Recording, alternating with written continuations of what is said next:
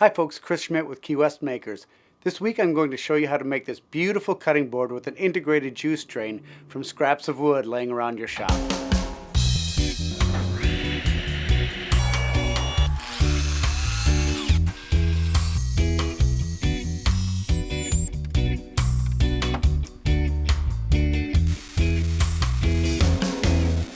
few weeks back I was making drawers out of maple for my kitchen cabinets and kitchen island.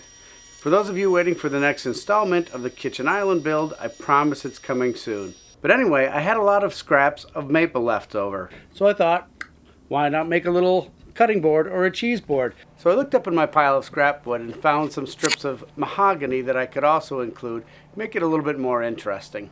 So we're just going to glue these together side by side and then clamp them up. There's going to be a lot of glue squeeze out, so we'll lay down some masking tape to protect the clamps. All my maple scraps are the same height because of where they came from, the drawer parts. But if you have a lot of pieces with different heights, rip them down to just a little taller than the final thickness of the cutting board. It'll save time when you go to plane them. Actually, you want to keep two of them just a little bit taller than the others. In my case, the two mahogany pieces are a little bit taller. I'll talk about that in a few minutes. And you want those two pieces placed relatively close to each edge. You don't need the pieces the same width or the same length. In fact, you want some longer than the others, sticking out a few inches on the front and on the rear. When we run this through the planer, those pieces sticking out of the front and back will take the snipe, the gouging that you often get at the leading and trailing ends of a piece when you run it through the planer. With the glue dry, we can take the assembly out of the clamps and run it through the planer. The two taller mahogany strips, which are perfectly level and parallel to one another, will serve as rails for the first passes through the planer. One more quick step before we do that though, scrape the excess glue to save some wear and tear on the planer blades. Once the first side is nice and level, we can flip it over and plane down the runners. Oh, isn't that beautiful? A quick stop with the chop saw to trim off the ends.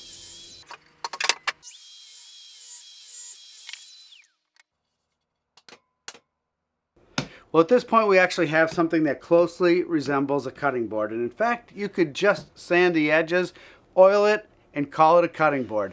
But what fun would that be? So the next step we actually want to take is to route a groove all the way around the edge here, sort of a gutter to catch juices so they don't drip off the cutting board. And to do that, I'm going to use this round nose router bit that also has a bearing on it, and I need that bearing to ride on a guide along the edges. So we need something that's going to sit along the edge here and also give our router enough flat surface so it's not rocking and jumping all over the place. To do that, I'm going to make a jig, actually a set of 4 jigs.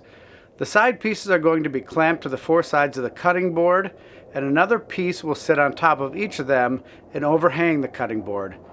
Each of the 4 pieces of the jig are about the length of one of the sides of the cutting board, but you can make them longer and then you can reuse them on larger cutting boards. The height of the bottom piece has to be just a bit shorter than the cutting board itself, so I'll rip those down on the table saw. When we glue the top on the base, the overhang will determine how far into the cutting board the juice groove is. So I'm being careful to really align these perfectly and make sure that the overhang is even on all the jig pieces. I settled at 3/8 of an inch in. The jigs are all made, time to clamp them in place and route the juice groove. The first 2 clamps I'm going to lay flat. The 2 perpendicular clamps I'll use like a stand. And for my small handheld router here, I don't have a plunge base so that I could easily plunge it down. So I'm just going to be very careful about getting that bearing lined up and against the guide board, against the jig, before I tip it into the cutting board.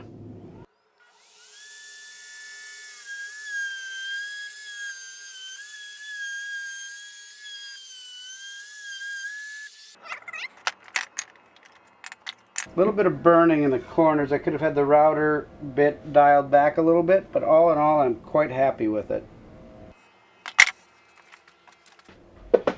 Actually, you see my groove here and here are off, and that means one of these was not seated properly. try the other side. So I realized after I took that out of the clamps that I had one of these backwards, the overhang was more, and we had the gutter in the different places on the side. So I have which side points in, good idea, pro tip, and remounted them on the back side, and I'm going to cut the groove again. I've also turned down the router speed quite a bit so I don't get that burning that I had. That looks really good. One more pass, just a little bit deeper. There we go. Much, much better. Wouldn't be a Chris Schmidt project without a little mistake somewhere along the line. Now this is for me, so I don't mind having this groove on the back here. Not a big deal. But if you wanted to make this perfect, I would send this through the planer again and plane this side down to below that groove. So you just have a little thinner, slightly thinner cutting board. And again, because of snipe, you want to run that through the planer along with some boards that are probably 3 inches longer on the sides than this is. And I would just attach those boards on the side with Woodworkers double stick tape, and that will be fine. Just to keep those rollers from pinching and giving you a gouge on the front and the rear as it goes through the planer. So one final thing, I now want to put a little bit of a round over with another router bit on these edges and also on these corners right here. And this time, instead of the handheld router, I'm going to do this on the router table. And the round over bit, this one's a bit exaggerated just so you can see it. It has the round over on it and a bearing, again, that will ride against the side as a guide. I probably use a 1/4 inch round over bit on this. So you notice that I first rounded over the ends here. Any blowout then is going to get covered up by these face roundovers here. And then I did the perpendicular end grain. That's also likely to blow out at the end here, at the top. And then these parallel roundovers would cover that up. So edges first, perpendicular face or perpendicular to the grain, and then we go the routing with the grain. So now just a little bit of sanding with the power sander and a little hand sanding, and then finishing off with mineral oil. Usually I like to let the oil sit on here thick and let it soak in, but for purposes of the video I'm just going to put it on and wipe it off quickly. So there you have it, folks, from scrap wood to a beautiful mahogany and maple cutting board with an embedded juice groove. If you're at all inspired, educated, or entertained, give us a like and consider hitting that subscribe button. That's all for this week. Chris Schmidt signing out from Key West.